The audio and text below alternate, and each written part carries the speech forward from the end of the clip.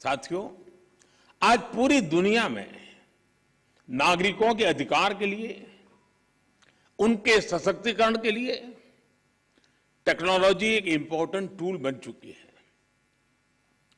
हमारे judicial system में भी टेक्नोलॉजी की संभावनाओं से आप सब परिचित हैं।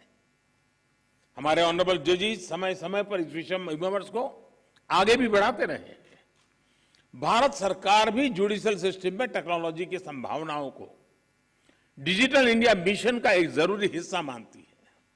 उदाहरण के तौर पर ई कोर्ट्स प्रोजेक्ट को आज मिशन मोड में इंप्लीमेंट किया जा रहा है।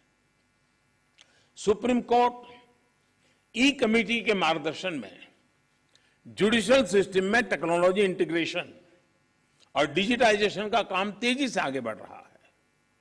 मैं यहां उपस्थित सभी मुख्यमंत्रियों और हाईकोर्ट के सभी चीफ जस्टिस से भी आग्रह करूंगा कि इस अभियान को विशेष महत्व दें, इसे आगे बढ़ाएं। डिजिटल इंडिया के साथ जुडिशरी का ये इंटीग्रेशन आज देश के सामान्य मानवी की अपेक्षा भी बन गई है। आप देखिए, आज कुछ साल पहले डिजिटल ट्रांजैक्शन को हमारे देश के लिए असंभव माना जाता था। लोगों को लगता था, लोग शक करते थे, अरे ये हमारे देश में कैसे हो सकता है।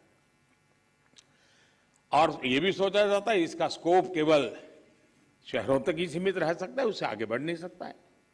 लेकिन आज छोटे कस्बों और यहां तक गांवों में भी डिजिटल ट्रांजैक्शन आम बात होने लगी है। ये पूरे विश्व में पिछले साल जितने डिजिटल ट्रांजैक्शन हुए, उसमें से 40% डिजिटल ट्रांजैक्शन भारत में हुए हैं।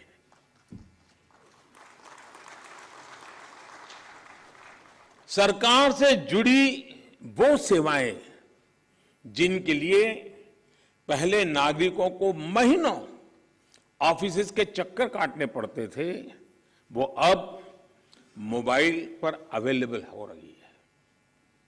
ऐसे में स्वाभाविक है, जिस नागरिक को सेवाएं और सुविधाएं ऑनलाइन उपलब्ध हो रही हैं, वो न्याय के अधिकार को लेकर भी वैसे ही अपेक्षाएं करेगा।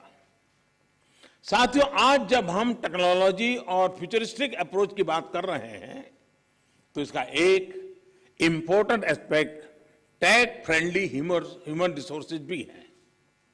टेक्नोलॉजी आज युवाओं के जीवन का स्वाभाविक हिस्सा है। यह हमें सुनिश्चित करना है कि युवाओं की एक्सपर्टाइज, उनकी प्रोफेशनल स्ट्रेंथ कैसे बने। आजकल कई देशों में लॉ यूनिवर्सिटीज में blockchains, electronic discovery, cyber security, robotics, artificial intelligence और बायोएथिक्स जैसे विषय पढ़ाए जा रहे हैं। हमारे देश में भी legal education in international standard के मुताबिक हो, यह हम सबकी जिम्मेदारी है। इसके लिए हमें मिलकर प्रयास करने होंगे।